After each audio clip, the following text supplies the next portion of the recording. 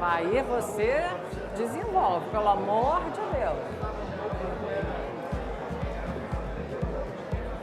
Pronto? Perfeito. Boa noite, gente. A gente está aqui na Uvu, num evento fantástico do Casa Shopping, que chama-se Atrás do Vidro.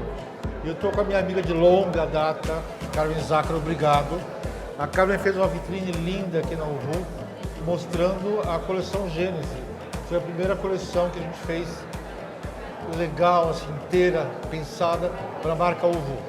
Aí, Carmen, primeiro eu queria saber de você a importância do evento, desse evento que eu até conversei com as meninas da Casa Cor, que é o segundo maior evento aqui do Rio de Janeiro, em termos de importância. É o primeiro, talvez, em público. Importância, a Casa Cor é ainda um evento forte. Mas a importância desse evento aqui, que congrega todas essas marcas, para o mercado da gente e para você como profissional, a importância disso aqui? Não, é realmente o início do ano para quem trabalha nesse mercado de arquitetura e decoração. Então,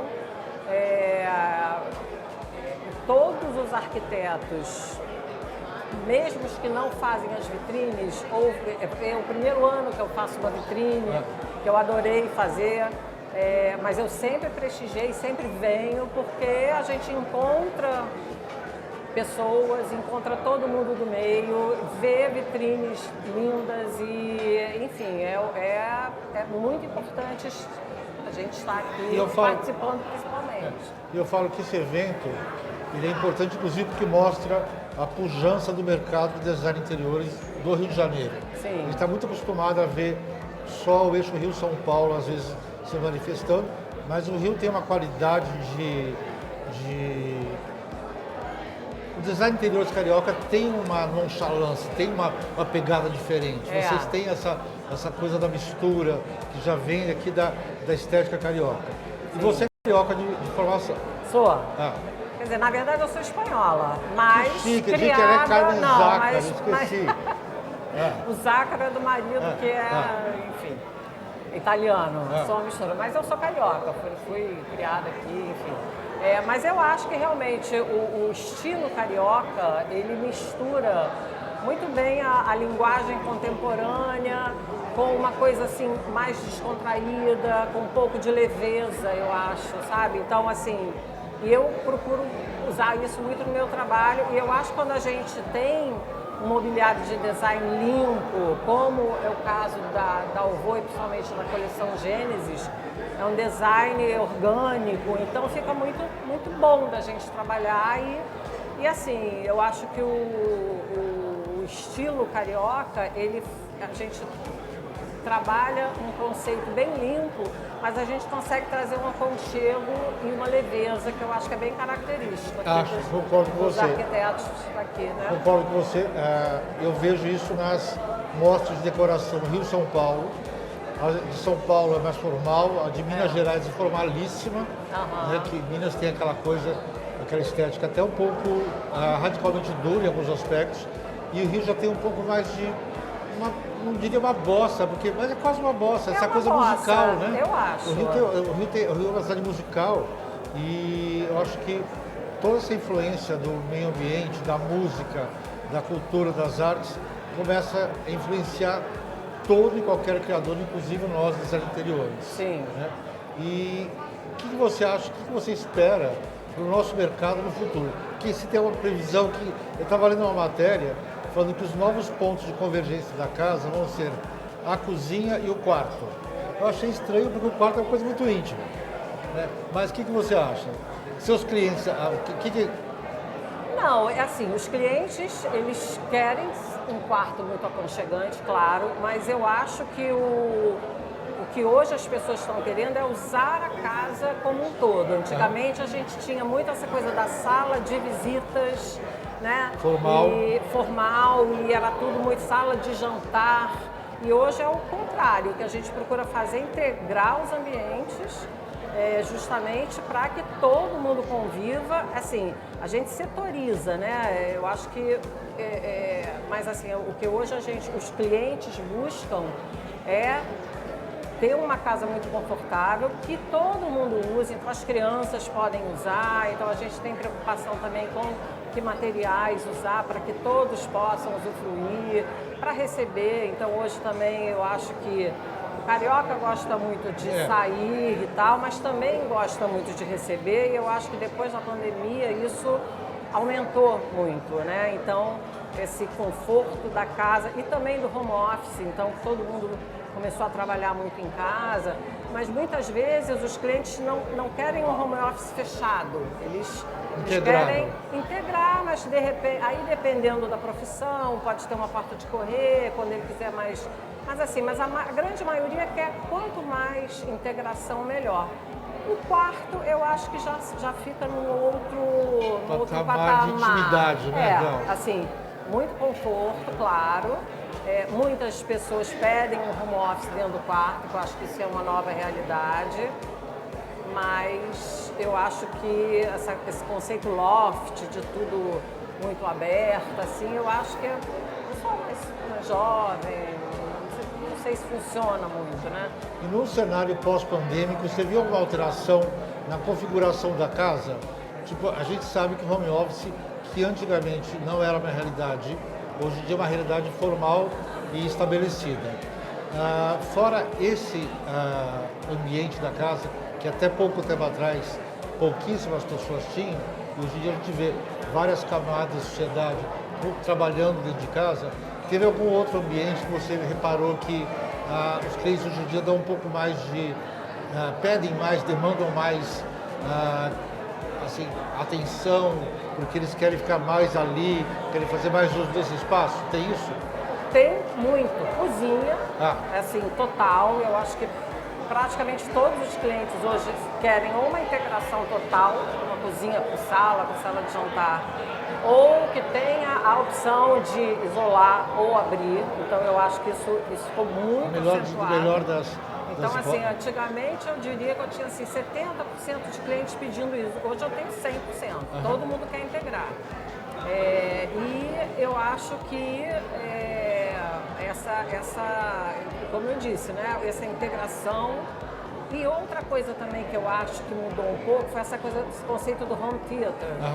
Que antigamente também a pessoa queria um home theater e tal. E hoje em dia o home theater está na sala e está todo mundo integrado, não tem mais muito essa divisão, sabe? Eu acho que isso daí também mudou bastante E você chegou a ver já alguma alteração na configuração das plantas dos apartamentos, ou ainda se mantém aquele padrão e as alterações são feitas pelos designers interiores? Já estão oferecendo, o mercado já está oferecendo isso? O mercado já está oferecendo e muitas vezes o que eu vejo muito são assim, quartos de empregada reversível, que pode virar um home office ou pode virar um quarto. As cozinhas já são feitas de uma forma que é só você demolir uma parede e já integrou. Então eu acho que isso mudou bastante. Eu acho que com certeza é outro conceito. Não existe mais um hall de entrada. A gente, quando pega apartamento antigo, que se depara com aquele hall, a primeira coisa que a gente faz é quebrar. Né? Então hoje em dia não tem mais. Você já entra direto na sala. Até porque os apartamentos da grande maioria são pequenos, diminuíram. Então, assim, os corredores também diminuíram, porque são metragens importantes. Que você, diminuindo o hall, tirando o corredor, você começa a ganhar espaços realmente utilizáveis, né? Então, você, apesar de parecer jovem, tem uma carreira já longeva, a gente se conhece de longa data. Tem algum projeto que você ainda não fez que você gostaria de fazer? Tem. Tipo? Que eu não fiz. Uma creche, sei lá o quê. Olha, sabe o que eu estou pensando aqui? Eu já fiz bastante coisa. Eu sei, por isso que eu tenho. Não, eu gostaria de fazer mais hotéis. Eu fiz um hotel que eu adorei fazer. Então, assim, se eu hoje tivesse que fazer, restaurante também é gostoso de fazer, mas hotel eu acho que me interessa muito, eu acho muito bacana. E gozado que a Casa Cor esse ano vai ter essa pegada hoteleira. Né? Elas querem impor no design da casa, na distribuição e uso da Casa Cor, como se fosse uma hospitalidade de hotel. Elas querem que seja, ainda mais que uma casa maravilhosa e num jardim lindo, eles querem oferecer ao público uma convivência quase como essa história de um lobby de hotel, do restaurante, de um bar. E eu acho que é isso que você falou. O hotel tem essa coisa de a gente pensa na casa, no conforto do hotel. Tem essa... E os hotéis hoje também, o bacana, eu acho que os hotéis também têm hoje essa preocupação de não ter aquela coisa fria. Né? Então, assim, tem muito do estilo de hotel que a gente levou para a residência. Que eu acho que é essa questão da praticidade, então... Materiais mais práticos, cabeceiras mais retas, mobiliário assim mais prático. E o hotel também, eu acho que né, o mobiliário de design, eu acho que isso faz toda a diferença, não é aquele hotel que você se sente absolutamente... Sabe, eu acho que os hotéis hoje têm essa preocupação de que o hóspede se sinta em casa. Então aqui fica um insight para quem tem hotel, contratar a Carmen, porque ela é 10 e ela vai adorar fazer isso. Carmen, obrigado por esse bate-papo, tá um barulheiro aqui, mas a intenção era essa, um bate-papo informalíssimo com pessoas que a gente curte e gosta. E obrigado por ter feito essa vitrine deslumbrante pra gente. Tá eu bom? Adorei fazer. Obrigado. Agora a gente vai falar com Maurício Bonfim. Maurício, Agora... Você pode levantar, pode. Posso, né? Pode, o tá negócio preso, tá grudadinho. Você está microfonado, para tirar o negocinho. Ótimo. Você quer ir lá?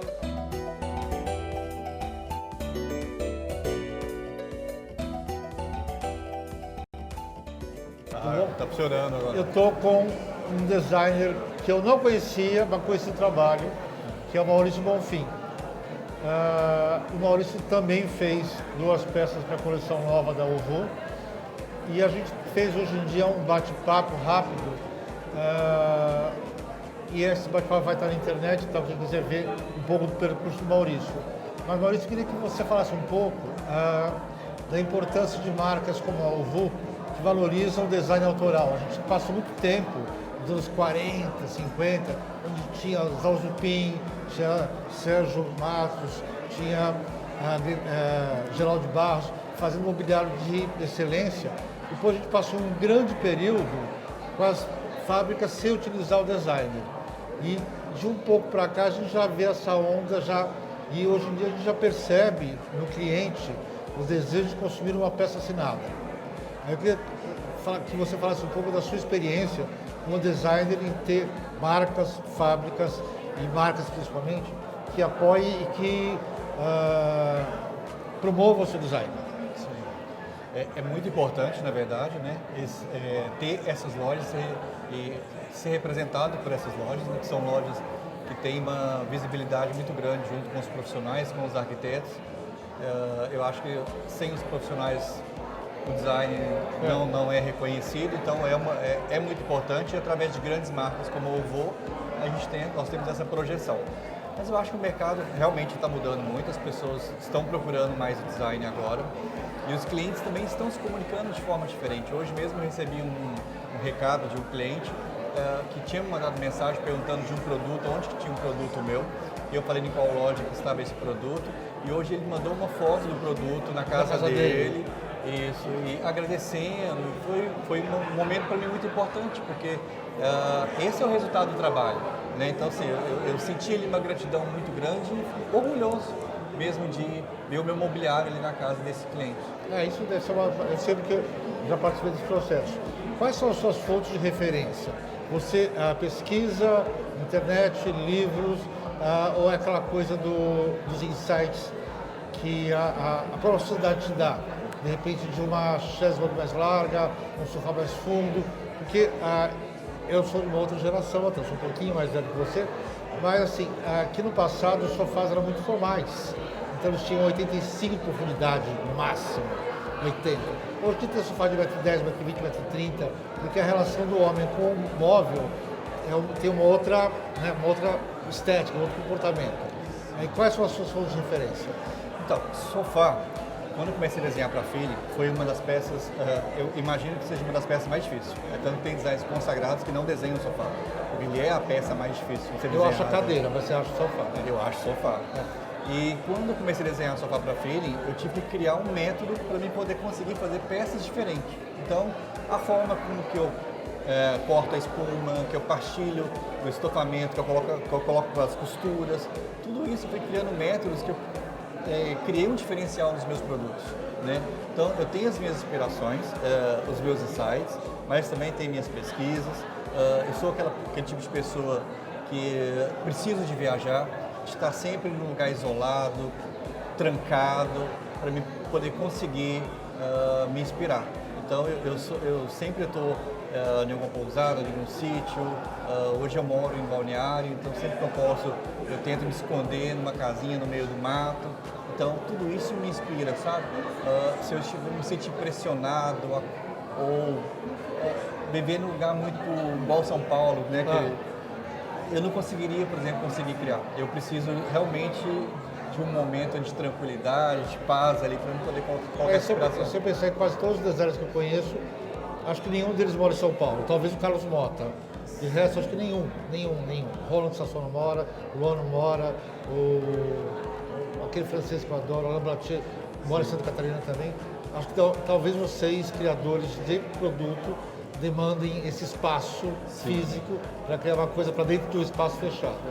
E a criação também ela vem como se fosse uma bênção mesmo. Tem hora que você está do nada, olhando para nada e vem aquela coisa gostosa que cai no seu colo, e você olha para algo e isso é inspirador. Na verdade, queria que sempre fosse assim, mas claro que tem as demandas, que a gente tem sempre está desenhando ali um produto também conforme a demanda, tanto do lojista quanto da fábrica. Igual para vocês, nós desenhamos um sofá exclusivo para o Vô, que foi muito gostoso. Então teve toda uma pesquisa também da loja, dos profissionais que consomem a marca, né? A Vô é uma marca que tem uma linguagem.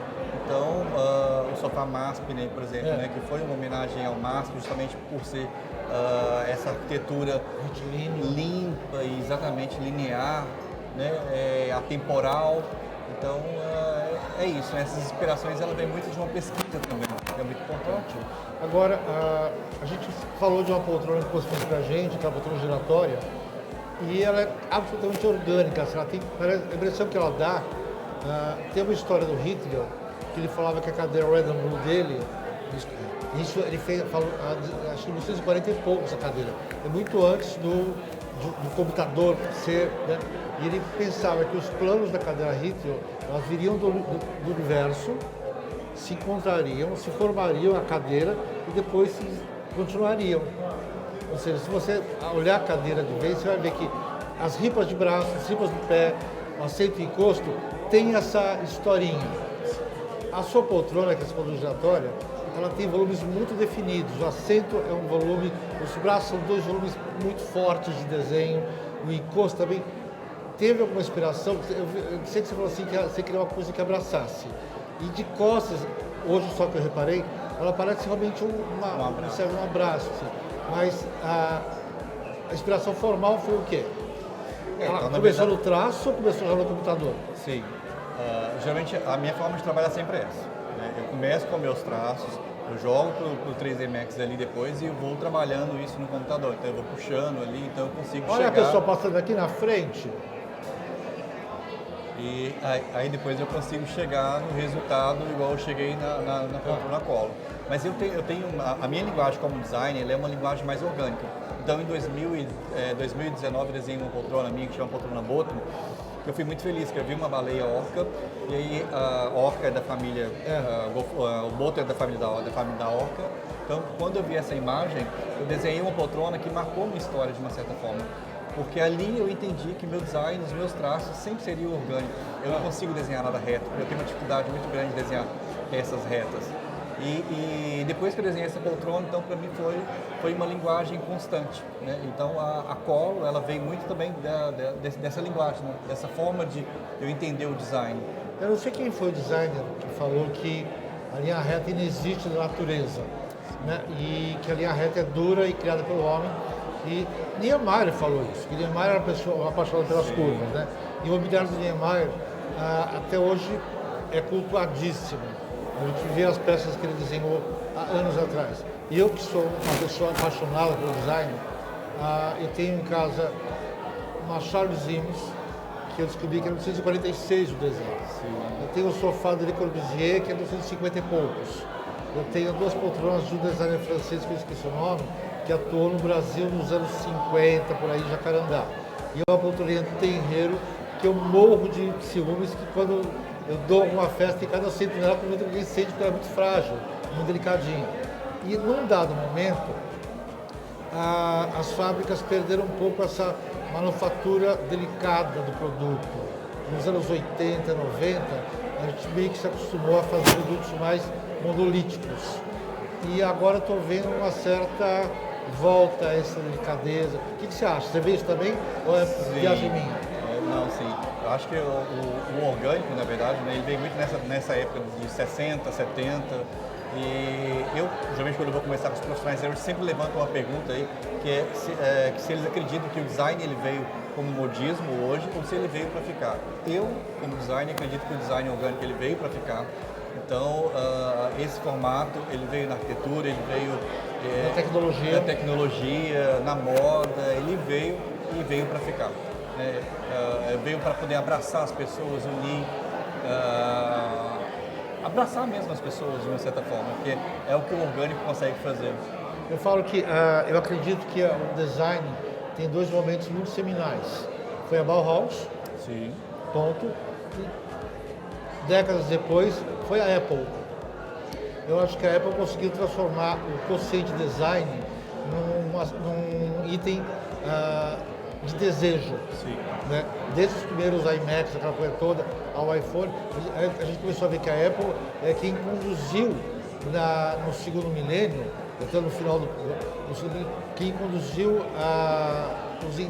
os anseios por design. E eu só queria agora uma informação. Quem são os seus ícones de design? Quem você presta reverências? Sérgio Rodrigues, para mim, é icônico, não tem como, né? Do design atual, eu sou muito fã do Ronald como pessoa e como design. Eu acho que são Niemeyer, não tem como não ser, né? Niemeyer é cheio de história, eu acho que cada arquitetura ou mobiliário é uma poesia. Eu acho que esses são os meus dos designs. Tá bom de referência, tá muito bom de mestres. Gente, eu conversei com o Maurício, essa figura simpática, que veio lá de Balneário Camboriú para esse barulho daqui. E agora a gente vai conversar com o Simon, que é um jovem designer, também é como o Maurício, com uma carreira assim, recente, mas com um futuro grande. Maurício, obrigado pela força, querido. Agradeço, obrigado. Simon, por favor. Tá indo?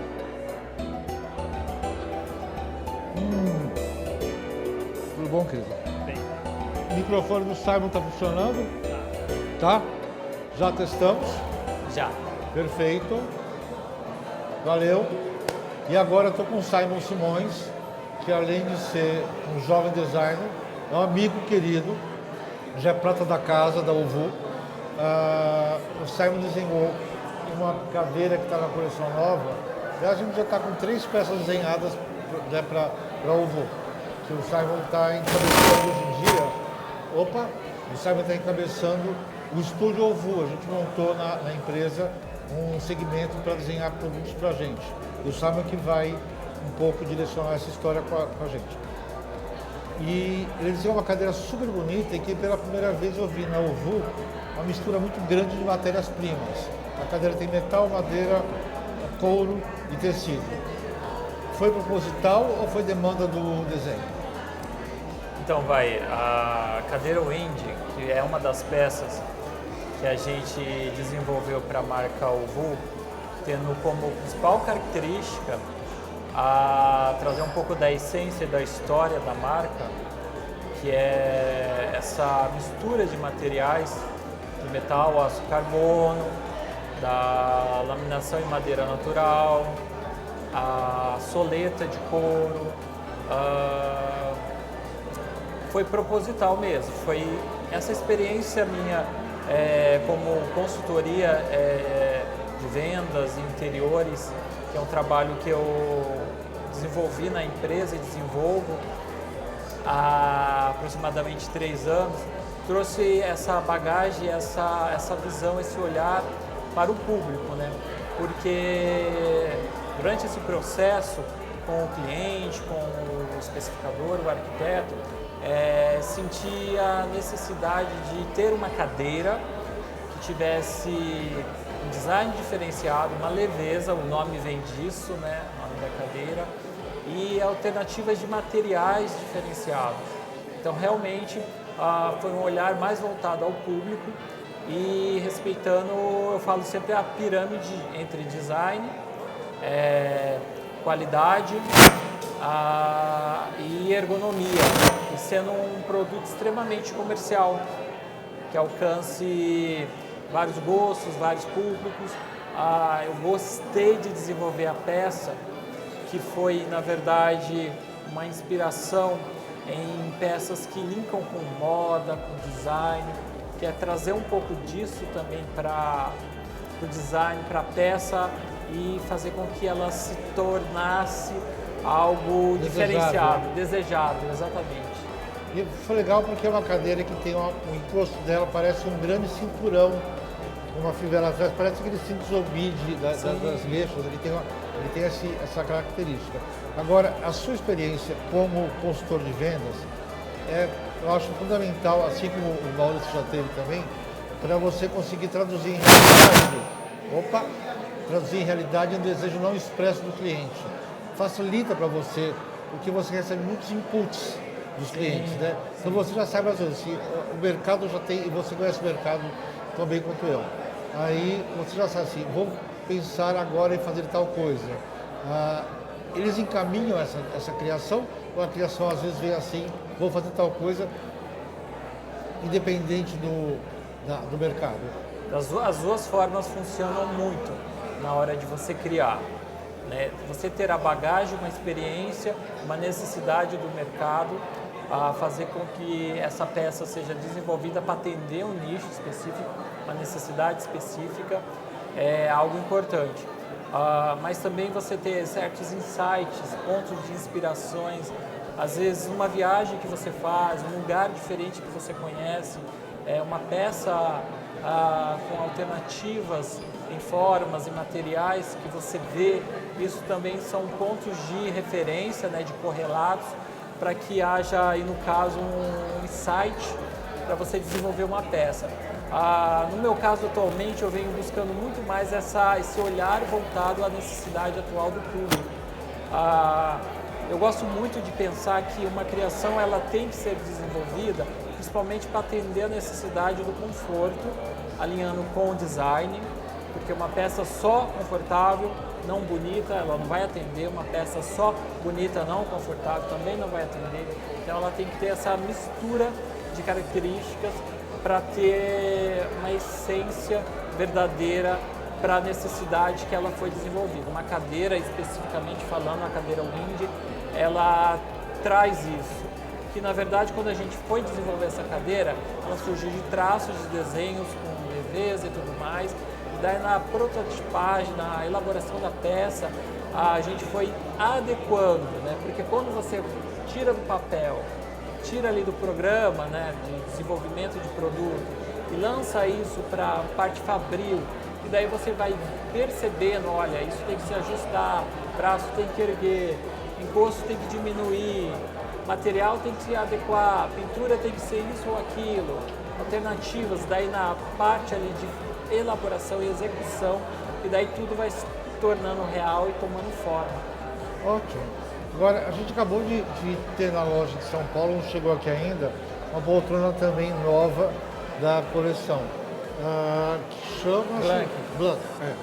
Que é uma poltrona assim, ela tem, ao contrário da poltrona do Maurício, que tem vários elementos, várias formas, assim, parece que ela tem essencialmente uma base, que é o assento, e uma curva que é o encosto. Exatamente, ela é mais enxuta. Ela é exatamente isso. Exatamente. E aí, eu até briguei com você que a gente podia fazer uma versão lounge dela grandona. E o processo construtivo dessa cadeira foi também isso. Precisamos de uma poltroninha um pouco mais cozy para apartamentos menores, seria isso? Perfeitamente, exatamente foi isso.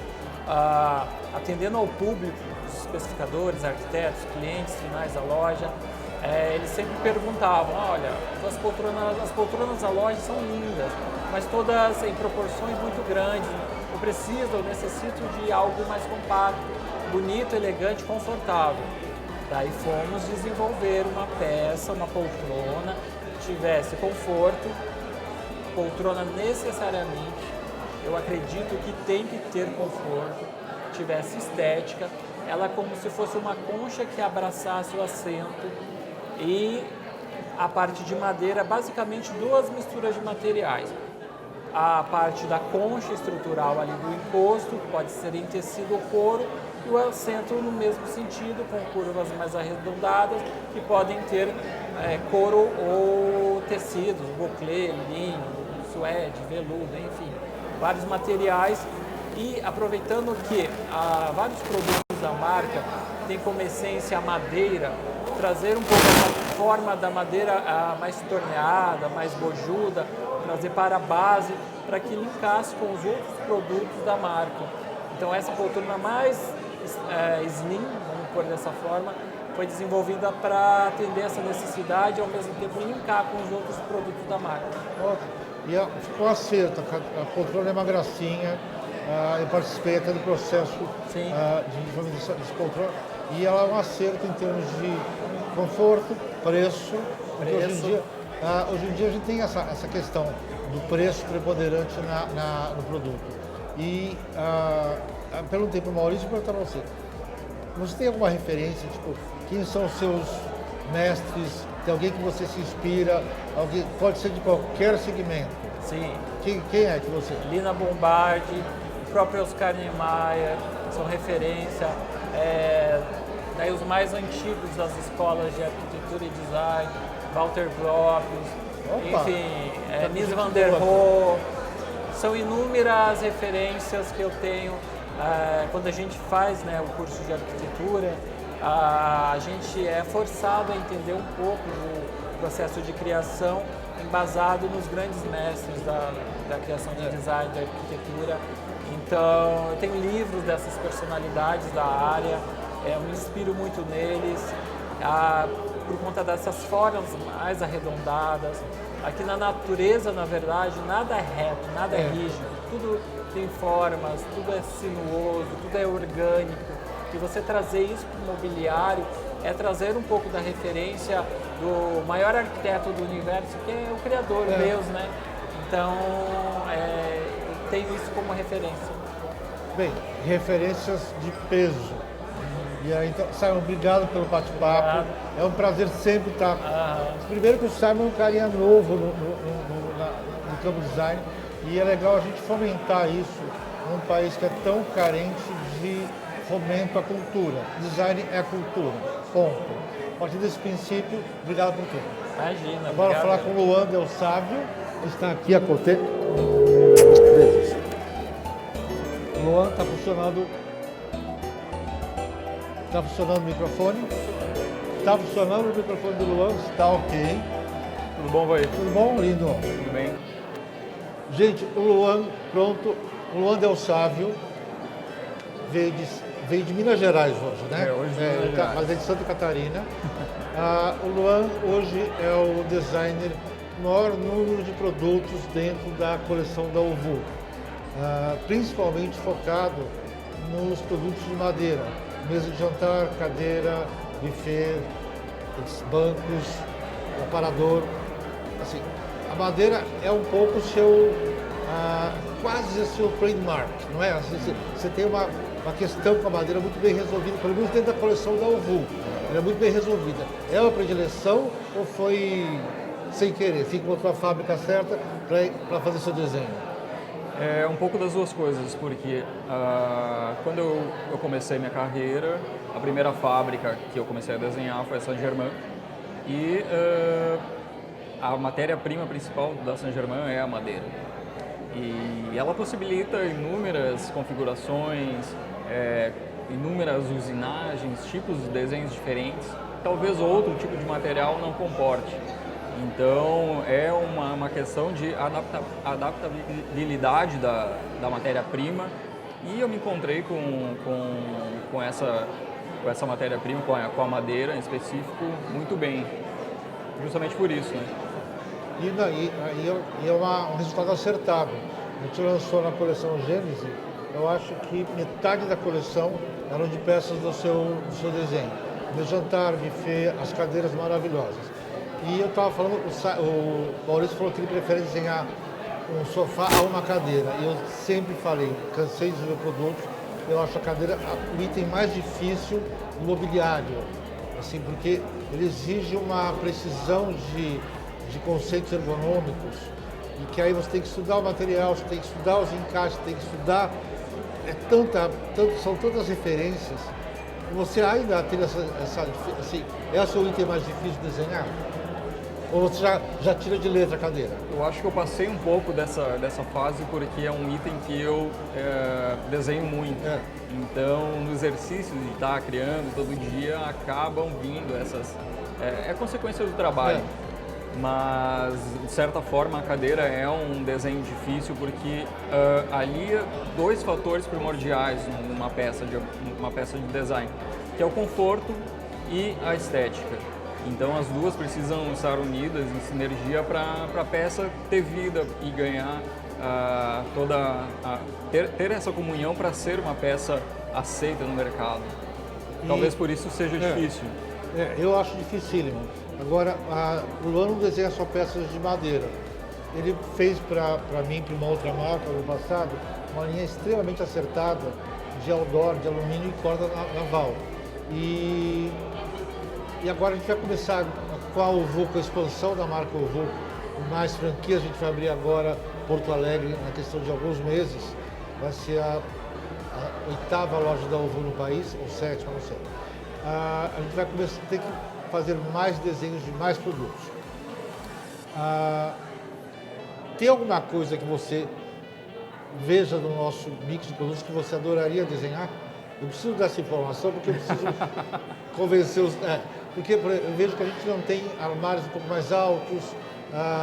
Você fez uma estante recente para a gente, que é uma estante super delicada, mas é uma estante formal, porque tem que ser presa na parede. Sim. Tem alguma coisa que você vê na nossa linha que você gostaria de empurrar? Olha, eu tenho esse desenho, eu quero vocês para vocês. Tem isso já ou não? Tem alguma coisa assim. Eu acho que a gente precisa explorar talvez poltronas, é um item que a gente carece um pouco. Poltronas estofadas, talvez outras tonalidades, outros acabamentos. Eu acho que isso é um ponto que a gente precisa trabalhar um pouco mais ainda, que talvez seja necessário num futuro breve, talvez. Você sabe que o Sérgio Rodrigues foi um dos responsáveis pela denominação da marca Uvu. Foi ele que, junto com o Marlos, lá no passado, deu a ideia dessa marca. E eu falo que isso é uma bênção, porque ter um padrinho como esses é quase que uma sina, você tem a obrigação de dar certo no mercado, né? E ele tinha aquela história daquele mobiliário dele que tinha uma formalidade da madeira e um desbonde geral da tapeçaria que se jogava. Assim, ele tinha essa dualidade das matérias-primas, que era muito forte no trabalho dele e que foi a grande característica do trabalho dele. A partir dessa premissa, eu já perguntei para os dois, quem são seus ídolos? Tem gente que você presta reverências de qualquer área, quem são? Não tem como a gente esquecer desses ídolos que foram os primeiros, né? Da década de 60, 70, Lina Lubardi, Sérgio Rodrigues, Alzupin. Então, são referências fortes para o mercado de design autoral. Agora, a gente não pode deixar de lado os designers novos que estão vindo. Ron Arado, que é fantástico. Enfim, um japonês, que é um bando japonês legal aí fazendo coisa. Sim, uma gama infinita de novos talentos. Nendo, que é maravilhoso. O estúdio Nendo assim, ele é um cara que cria qualquer coisa de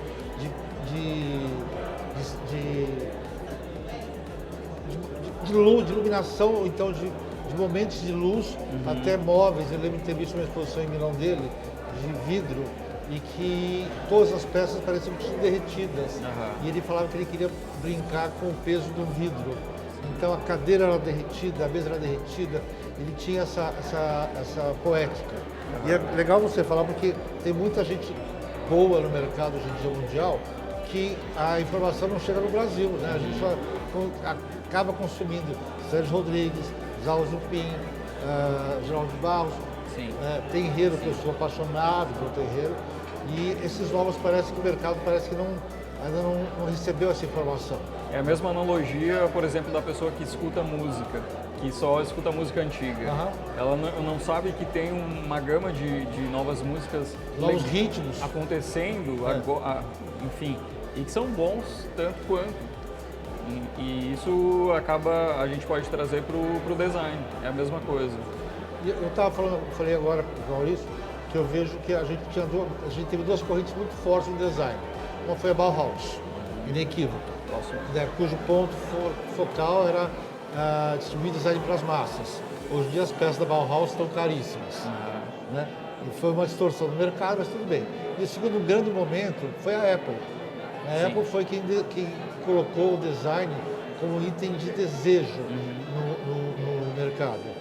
Você vê alguma coisa nesse between, de fora um ou outro artista? A gente não teve nenhuma corrente tão forte assim que definisse os rumos do design ou que definisse novos conceitos de pensar no design. Sim. Como aconteceu na indústria, a indústria evoluiu, a indústria do design especificamente, partiu de algo muito artesanal para na década de 2000 as indústrias absorverem as tecnologias de fabricação, CNC, outras coisas mais automatizadas. Eu acredito que a próxima coisa que está por vir é a inteligência artificial. Dentro do nosso mobiliário? Dentro do nosso mobiliário. Não somente dentro do nosso mobiliário, como de toda a gama de trabalhos. Eu não vou nem falar de metaverso, que é uma coisa que ainda me incomoda. Produzir coisas para um universo inexistente. Mas a inteligência artificial, e gostado que você está falando de uma coisa que eu estava vendo outro dia, cirurgias feitas através de inteligência artificial. E de tal forma que o computador definia se o cirurgião estava em condições de fazer a cirurgia naquele momento, porque ele estava com taquicardia ou estava assim. Então, não sei até que momento também, se a inteligência artificial, se ela tem esse cabal de conhecimento para poder definir. Mas eu acho que talvez seja esse o grande barato da gente. A gente ter passado por isso, a gente ter visto a manufatura. Você é muito mais jovem do que eu, mas eu cheguei a ver manufatura, depois eu cheguei a ver uma perda até dessa manufatura, porque as empresas começaram a ficar muito duras. Aí você começou a perder aquela palhinha bem tecida, aquele jonco trançado, a madeira mais fininha. E aí agora a gente está começando a verificar isso, mas sim, você tem razão, com o auxílio da inteligência artificial. Com certeza, porque a gente consegue ramificar a engenharia do produto em espessuras mínimas com a inteligência artificial, porque ela vai calcular exatamente os pontos onde a gente consegue racionalizar dessa forma. E eu acredito que a gente vai ter um campo muito longo de informações, de ferramentas novas, para estar se adaptando e estar congruindo nesse caminho. Você já está caminhando, surfando nessa onda? Você já está fazendo uso dessa tecnologia já? Na verdade, agora é recente, né? O ChatGPT, a gente tem Midjourney, o Dali, que são ferramentas de geração de imagem, mas não, penso eu, não vai substituir o profissional, porque o profissional é quem cria. E a inteligência artificial nesse momento é só uma ferramenta, parece que não tem essa capacidade de criação, mas sim dos trabalhos burocráticos. Eu acho que nessa parte vai ter uma sobrecarga menor de trabalhos burocráticos e vai deixar o designer mais livre para criar, mais livre para pensar. Eu acabei de ter um insight sobre inteligência artificial, sobre esse aspecto, que eu não tinha pensado, que ela vai facilitar o design. Óbvio que a gente já sabe que hoje em dia metaverso, todas essas coisas possibilitam a criação de algumas coisas, às vezes até quase inexequíveis, mas que no futuro próximo talvez não sejam. Sim, claro. Hoje a gente tem outros materiais para se trabalhar, materiais sustentáveis, fibras de materiais sustentáveis que podem ser líquidas e moldadas de alguma outra forma. Basta a tecnologia para a gente tomar isso como ferramenta e talvez desenvolver novos produtos com essas características. Olha, adorei, gente, isso me abriu, acho que gozado. E eu sou uma pessoa que tem que ter preocupado em ser atualizado, mas eu não tinha pensado no uso da inteligência artificial para o nosso segmento nesse sentido. de uma grande economia de matéria-prima, uma grande economia de esforço. Com certeza. E justamente para possibilitar que algumas coisas sejam feitas com o mínimo de material, com o mínimo de recursos e a mínima geração de energia, que é o que a gente está buscando em todos os aspectos da vida, né? Perfeito. Olha, eu adorei isso. Gente, eu conversei com o Luan. O Luan tem, assim, boa parte da coleção da Uvu foi desenhada pelo Luan, principalmente essa parte que eu falei de sala de jantar, em peças acertadíssimas, com madeiras muito bem exploradas e sempre exploradas assim, da forma íntegra, da forma ética, porque a gente tem hoje em dia esse discurso ético. A ética hoje em dia, você não consegue prescindir desse componente para um trabalho qualquer, ou você, ou uma marca como a Uvu. E foi um prazer esse bate-papo, terminar com o Luan, que é um cara que, um grande criador, um jovem criador, e, assim, e com material, assim, um cara que a gente dá um input para ele, ele vem com várias opções. E é para nós que estamos aqui no backstage, que a gente está vendo os desejos da clientela, está colocando material no mercado, é muito bom ter um criador profícuo e talentoso como o Luan. Luan, obrigado pela força. Sempre um prazer, velho. Gente, e eu queria só agradecer ao Marlos e a Simone, que são os donos da marca. A Uvu está num processo, num momento fascinante. E eu estou muito honrado de estar nesse momento aqui, que é quando a loja está abrindo novas frentes e para se tornar no futuro próximo uma das maiores marcas do mercado. Obrigado, até a próxima.